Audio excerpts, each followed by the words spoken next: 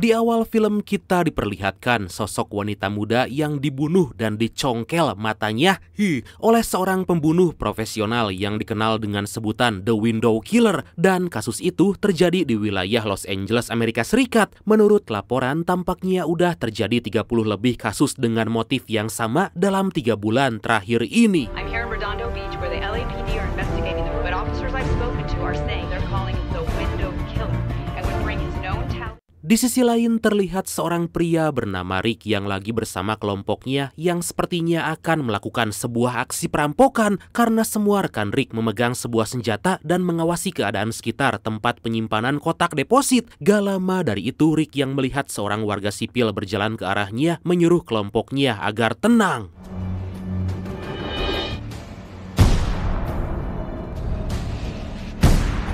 Dan inilah The Last Case.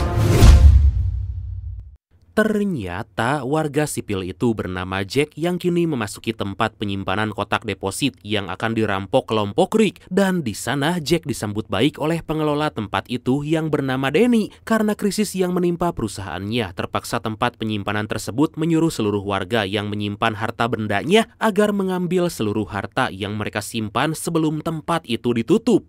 Do you have ID? You don't get mail. And then they trace the owners. Dikarenakan Jack gak menunjukkan email yang pihak perusahaannya berikan pada setiap nasabahnya, Danny meminta Jack agar menunjukkan kartu identitasnya. Melihat kalau Jack adalah seorang pendeta, Danny yang udah memeriksa latar belakang dari Jack pun membawa Jack ke ruangan kotak deposit itu disimpan. Tapi sebelum itu, Danny menitipkan para pengunjung pada si manajer yang bernama Mark. If you follow me, I'll take you back. Sementara dalam mobil, tampaknya kelompok Rick yang dipimpin seorang pria bernama Paul ini menyuruh semua kelompoknya agar bersiap dalam waktu 5 menit. Setelah semuanya siap dan mereka memakai topeng, aksi perampokan mereka pun dimulai.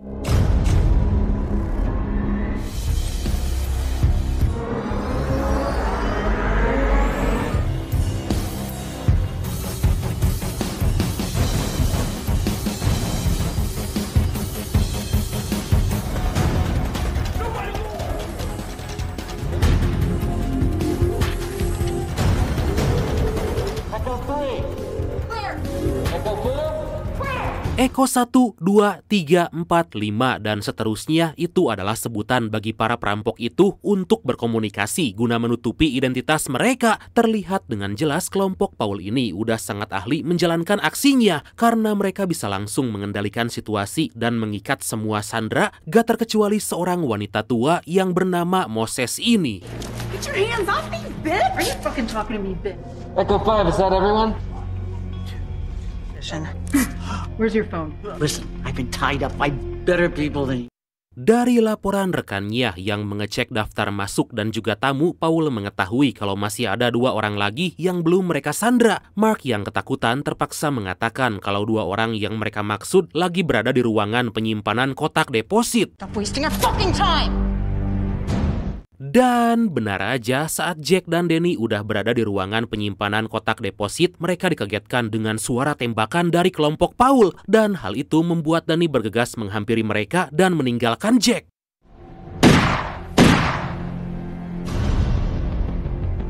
Stay here. Sure.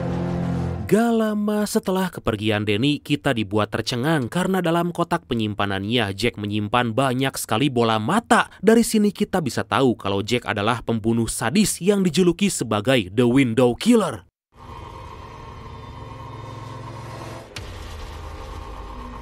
Secara mengejutkan saat Danny muncul, Paul langsung membuka topeng dan minta maaf karena ternyata Paul adalah saudara kandung Danny. Hal itu pun tentu membuat semua kelompoknya begitu kaget karena Paul punya saudara yang bekerja di sana. Dan tentu aja semua yang dilakukan Paul berdampak pada identitas kelompoknya yang bisa aja diketahui oleh para polisi. Tapi di sini Paul menjelaskan kalau kamera pengawas udah dimatikan semenjak 1 minggu yang lalu. You took off your fucking mask! They shut off the cameras last week. Stick to the plan, we're gone in 10 minutes. This nice little family reunion, it's really fucking touching. Dikarenakan mereka masih belum menemukan satu orang lagi yaitu Jack, Echo 3 yang bernama asli Tracy ini disuruh Paul agar mengecek ruangan kotak deposit sembari mengambil uang yang berada di salah satu loker yang mereka incar, sedangkan yang lainnya diperintahkan oleh Paul agar mengawasi situasi sekitar dan membawa para sandera.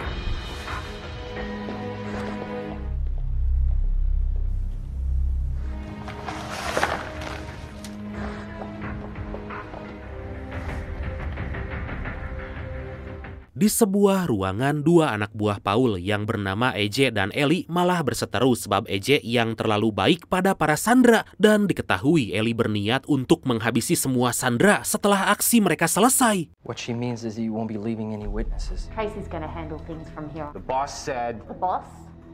Boss, fuck. Saat Ellie dan EJ keluar sebentar meninggalkan para sandera untuk merokok tanpa diduga diam-diam, salah seorang sandera di sana yang bernama Z menyuruh Danny agar mengambil ponsel yang dia sembunyikan di celana dalamnya. Untung aja sebelum kedua perampok itu kembali, Danny berhasil mengirim pesan pada 911. Doing something, you're supposed to be the manager here.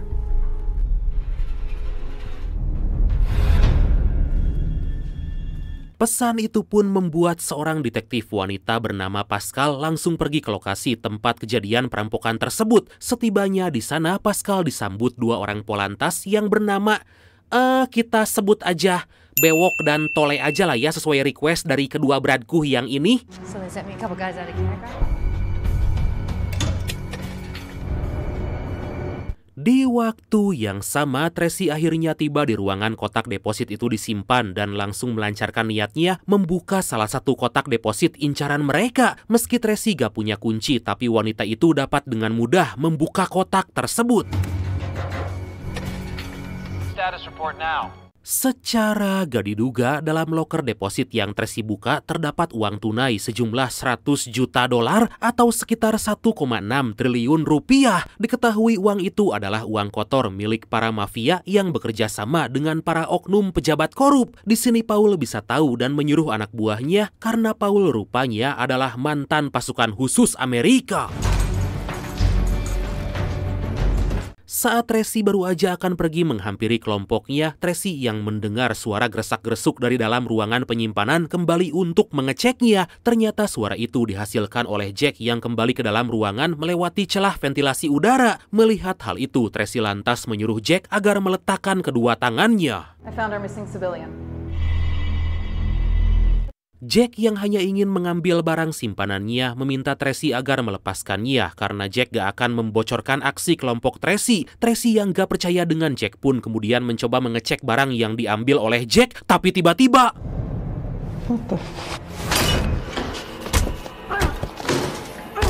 Jack yang lebih berpengalaman dapat dengan mudah melukai Tracy, menusuk tubuhnya sedikit demi sedikit, membuat Tracy sangat kewalahan. Di waktu yang bersamaan, Paul yang mendapat kabar dari Rick kalau para polisi akan memasuki gedung, tanpa ketar-ketir menyuruh 2 anak buahnya yang berjaga agar bersembunyi.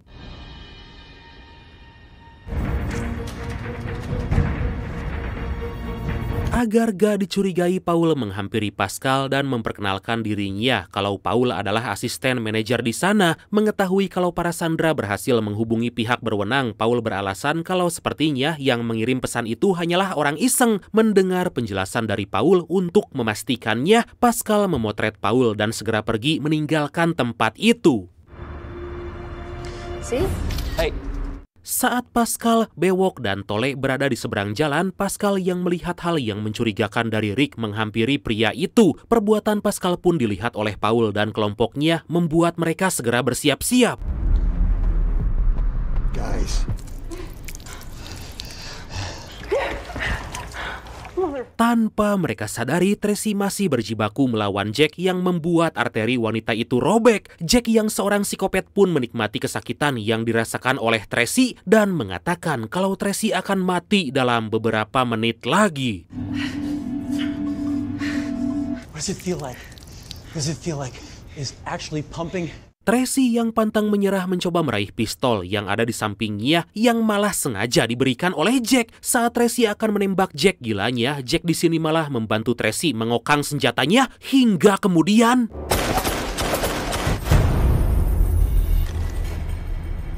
suara tembakan itu membuat Rick bergegas kabur berniat memasuki gedung tempat penyimpanan. Tapi secara gak diduga sangat disayangkan Rick yang akan menembak Pascal dapat dengan mudah dilumpuhkan oleh wanita itu. Gak mau rekan mereka tewas, Paul menyuruh kedua rekannya agar membackup dari belakang karena Paul akan membawa Rick masuk. Aksi itu pun berjalan dengan sangat menegangkan di mana Paul berusaha menyelamatkan Rick di tengah peluru yang berseliweran di atas kepalanya.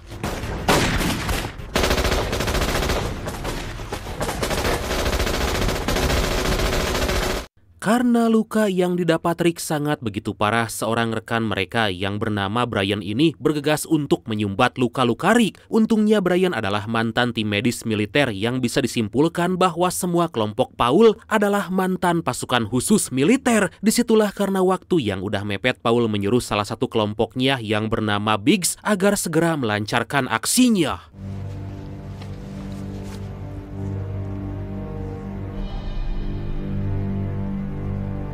Pascal pun melaporkan kejadian perampokan di tempat itu ke kantor pusat sembari menyuruh Bewok dan Tole berjaga di sekitaran gedung. Penasaran dengan sosok Paul, Pascal pun mengirim foto Paul dan meminta tim khusus agar mengidentifikasinya. Go to the vault and sort this shit out. Di sisi lain, sebelum mencongkel mata Tracy, Jack membacakan sebuah kalimat dari kitab yang dia pelajari. Tampaknya Jack adalah penganut suatu paham yang membuat Jack merasa kalau mencabut mata para korbannya adalah sebuah persembahan pada Sang Pencipta. Wah, bahaya ini mah. Beberapa waktu kemudian di tengah perjalanan, Biggs mendengar suara gersak-gersuk dari atas ventilasi udara dan gak lama dari itu Ellie dan AJ muncul tepat di hadapan Biggs dan disinilah Biggs menceritakan kalau para polisi udah tahu aksi mereka. Wait, what about Tracy? Did she get the stuff? Biggs has got a plan. Always got a plan. Setibanya di sebuah ruangan, Biggs membuka perlengkapannya untuk menghancurkan sebuah tembok yang berada tepat di hadapannya. Tampaknya dalam tembok itu terdapat sesuatu yang bisa digunakan kelompoknya untuk pergi.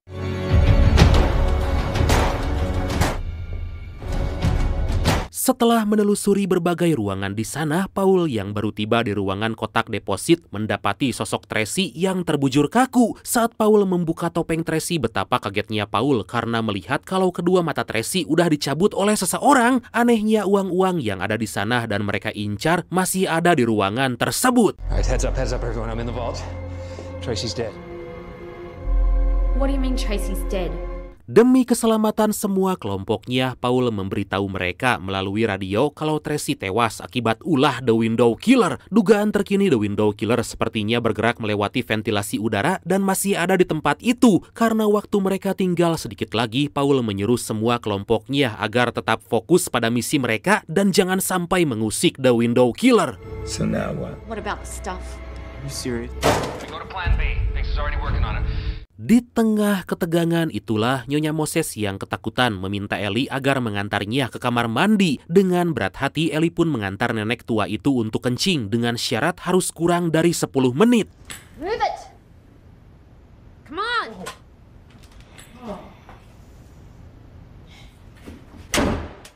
Setelah sekian lama menunggu, Ellie yang bete karena Nyonya Moses gak kunjung keluar dari dalam kamar mandi mencoba untuk mengecek perempuan tua itu. Tapi betapa kagetnya Ellie saat melihat kalau Nyonya Moses udah tewas dengan kedua matanya yang hilang. Ellie yang emosi pun kemudian mengecek pintu demi pintu di kamar mandi berniat memberi pelajaran pada si window killer. Saat Ellie keluar dari ruangan itu, tiba-tiba Jack datang menghajar Ellie habis-habisan dan kemudian mencongkel matanya. Sementara di lobi, Brian bertanya pada Paul kenapa dia gak mengenal Danny meski Brian udah lama berteman dengan Paul. Disinilah Paul menceritakan kalau sebelum Brian bersama yang lain masuk ke militer, Danny udah terlebih dulu masuk dan bergabung bersama Paul untuk menjalankan beberapa misi yang mustahil. Tapi karena perbedaan pendapat di mana Danny gak mau bekerja sama dengan Paul yang bersekongkol dengan para pejabat korup, Danny memutuskan untuk keluar dari dalam tim dan kemiliteran. Why we out here doing all this felonious bullshit? Nah, not really. Beberapa menit kemudian, para polisi bantuan yang diminta oleh Pascal akhirnya tiba di lokasi, membuat Paul dan Brian ketar-ketir untuk bisa menangkap para pelaku perampokan. Secara gak diduga, kepolisian mengutus banyak sekali pasukan ke tempat itu.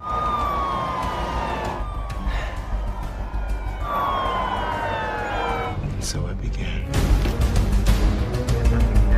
Pascal seketika menghampiri orang yang bertanggung jawab dalam aksi penangkapan kali ini yang dipimpin oleh seorang pria bernama Franklin. Di tengah percakapan mereka, Franklin dan Pascal dipanggil oleh anak buahnya yang menunjukkan sebuah tangkapan sinyal radio dari para perampok. Allie's gone, man. This is AJ. What do you mean gone?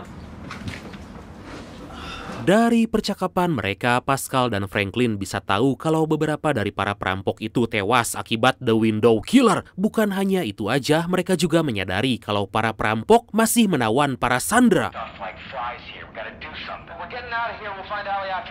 Kembali ke Paul yang terlihat panik bertanya pada Biggs berapa lama lagi waktu yang dibutuhkan bagi mereka bisa kabur. Sadar kalau Biggs masih membutuhkan waktu yang cukup lama, dengan inisiatifnya Paul keluar dari dalam gedung mengajak Pascal bernegosiasi. Hey, detective!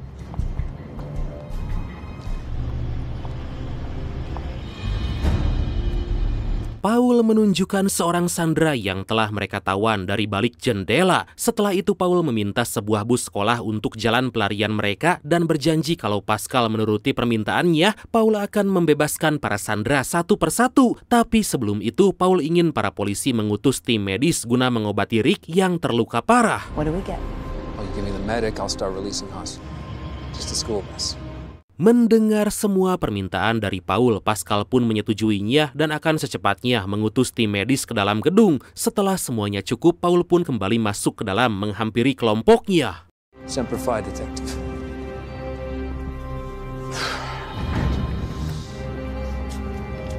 Atas perintah dari Paul, Brian pun menyuruh AJ agar membawa para sandera ke lobi dan menunggu para polisi itu bergerak. Di situ juga Brian meminta Danny agar membantu mereka mengobati luka yang didapat Rick agar pria itu selamat. You gonna take care of my boy Rick or not? Gunshot? So when I get your ass downstairs, you gonna take care of my boy Rick? Di luar, setelah mendapat informasi dari Bewok dan Tole, Pascal yang lagi ngobrol dengan Franklin dihampiri oleh sekelompok pasukan khusus militer yang dipimpin seorang pria bernama Sinclair. Ternyata kedatangan mereka ke sana karena Sinclair mendapat laporan kalau Paul yang merupakan mantan pasukan khusus militer lagi melakukan sebuah aksi perampokan. Like he's taking out a couple of your man's crew. There are windows operating on the inside. Diketahui ternyata Paul bersama antek-anteknya adalah buronan internasional yang udah sering melancarkan aksi perampokan dan sangat sulit ditangkap oleh para polisi sebab mereka selalu aja bisa lolos dan kabur. Sebelum menggerebek gedung itu, Sinclair menyuruh penembak jitunya yaitu Chen agar pergi ke atap gedung yang berada di seberang mereka. Kemudian Smith, si ahli penyamaran, agar menyamar menjadi seorang petugas medis. Sementara Jonas, tangan kanan Sinclair, harus tetap berada di sampingnya. Something must have gone wrong inside. Doesn't sound like a cartel operation. Dari percakapan mereka, kita bisa tahu kalau uang $100 juta yang dicuri kelompok Paul ternyata adalah uang kotor pemerintah dari para kartel narkoboy. Uang-uang itu sengaja disimpan di sana untuk meninggalkan jejak dan menimbulkan sebuah konspirasi. But this is still a joint operation. Welcome aboard, detective.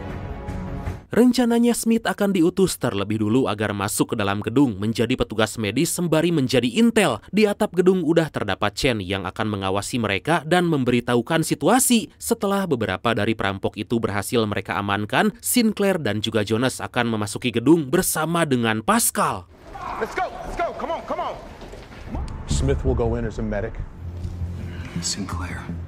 Here we go. Baru aja masuk ke dalam gedung, identitas Smith udah diketahui oleh Brian yang langsung menyuruh Smith agar diam. Setelah mengikat kedua tangan pria itu, AJ diperintahkan oleh Paul membawa Smith ke ruangan lain. Tapi karena keadaan Rick yang semakin memburuk, memaksa Paul mengeluarkan Z bersama dengan Rick agar Rick cepat dilarikan ke rumah sakit. Hey Cat, we got you some hostages. Team 2, go get it.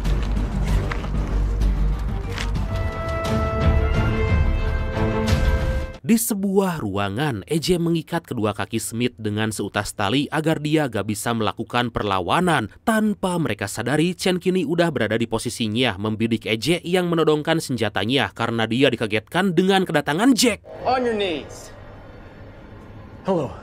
Bukannya langsung menembak Jack, AJ malah mendengarkan perkataan dari Jack terlebih dulu yang meminta AJ agar gak menembaknya. Pada kesempatan itulah, selain menjelaskan kenapa Jack mencongkel mata semua korbannya, Jack mengajak AJ agar bergabung bersamanya mempersembahkan mata korban mereka pada Sang Pencipta.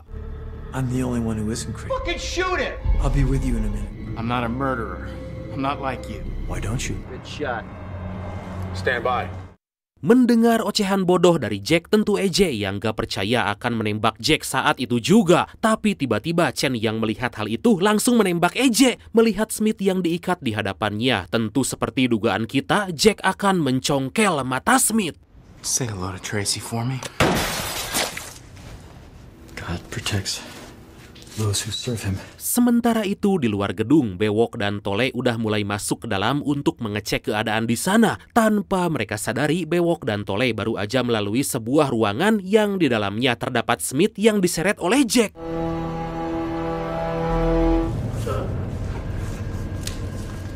Bodohnya lagi saat Bewok dan Tole melalui sebuah ruangan yang di dalamnya terdapat tembok yang baru aja dibobol oleh Biggs, mereka berdua yang melihat lift tersembunyi di balik tembok itu malah gak memperdulikan hal itu. It's taking him so long. Biggs, TikTok.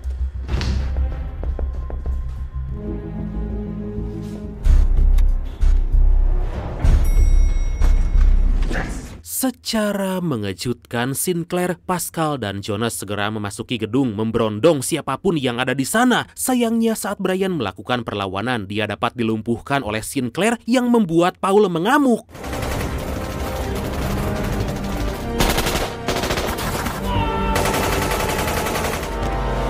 Pada kesempatan itulah Sinclair keceplosan membongkar identitas aslinya yang merupakan sosok di balik kartel besar narkoboy. Sinclair datang ke sana bermaksud mengambil kembali uang $100 juta yang dirampok oleh kelompok Paul. Hal itu pun membuat Pascal emosi dan menodongkan pistolnya pada Sinclair. Disambut dengan kedatangan Bewok dan Tole yang juga melakukan hal yang sama dan kemudian aksi baku tembak di antara mereka gak terhindarkan lagi yang membuat Bewok dan Tole tewas, gak terkecuali dengan Jonas. Mark yang ingin menjadi pahlawan mencoba untuk melawan Sinclair meski pria itu dapat dilumpuhkan dengan mudah oleh Sinclair. Saat Pascal akan menembak Sinclair dari arah belakang, muncul Chen yang menembak wanita itu. Karena hanya tersisa Paul dan Danny di hadapan mereka, Sinclair meminta Danny dan Paul agar menyerahkan diri. Di situ Paul terpaksa menjelaskan kalau dia udah menyiapkan sebuah lift yang dulu pernah ada di tempat itu sebagai jalur pelarian mereka. Setelah mendapat informasi yang dia butuhkan, tiba-tiba Sinclair malah menembak Paul. Sorry, Paul. Danny yang gak punya senjata gak bisa berbuat banyak saat Sinclair dan Chen akan membawa semua orang yang mereka incar. Beruntung sebelum mereka menembak Danny, Pascal yang masih hidup seketika menembak Chen. Tanpa memperdulikan Sinclair yang kabur membawa semua uang, Danny bergegas menghampiri Paul mengecek keadaan saudaranya. Tapi sangat disayangkan karena luka di tubuhnya sangat parah, Paul harus tewas secara mengenaskan. Di sanalah Pascal menyerahkan senjatanya dan memerintahkan Danny agar membunuh Sinclair.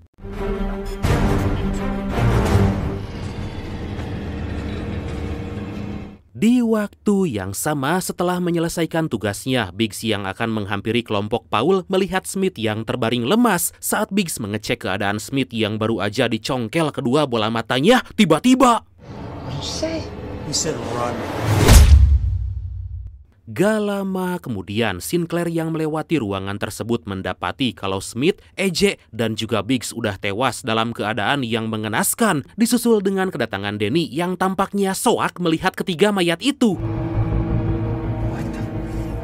Atas informasi yang dia dapat sebelumnya, Sinclair menggunakan lift yang tersembunyi di sana dan menelusuri seluk-beluk ruangan di hadapannya, hingga tanpa diduga Sinclair berpapasan dengan Jack yang baru aja akan pergi dari tempat tersebut.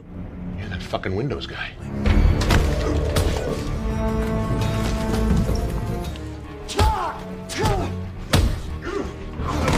Pertarungan di antara mereka pun gak terhindarkan lagi yang membuat Sinclair sangat kewalahan sebab Jack pandai dalam bertarung. Tapi meski Jack udah berhasil melumpuhkan pria itu, Jack mengurungkan niatnya mencongkel kedua mata Sinclair dan lebih memilih pergi meninggalkannya.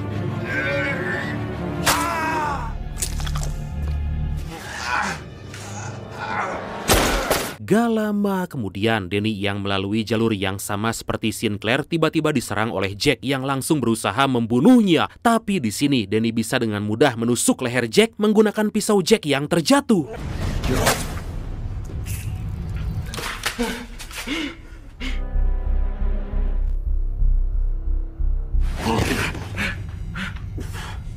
Saat Sinclair baru aja akan keluar dari gedung itu, dia tiba-tiba dihentikan oleh Danny. Atas semua perbuatan yang dilakukan oleh Sinclair yang membuat saudara kandungnya tewas, Danny yang punya dendam dan amarah yang besar menembak Sinclair hingga tewas. Like I said, there's always someone else. It's a lot of money, Danny. Kemudian Danny pun mengambil tas berisi uang yang dibawa Sinclair dengan raut wajah yang begitu puas karena telah menghabisi sosok pria bajingan itu. Tapi tanpa Danny sadari, dari arah belakang terlihat Jack yang masih hidup langsung menyerangnya. Wah, emang susah mati psikopat mah. Tikaman demi tikaman Danny terima membuat pria itu tewas secara mengenaskan. Setelah itu, seperti dugaan kita, Jack mengambil kedua bola mata Danny dan pergi dari tempat tersebut sembari membawa semua uang yang dianggapnya sebagai hadiah dari sang pencipta. Gimana konsepnya? Dan akhirnya film ini pun tamat.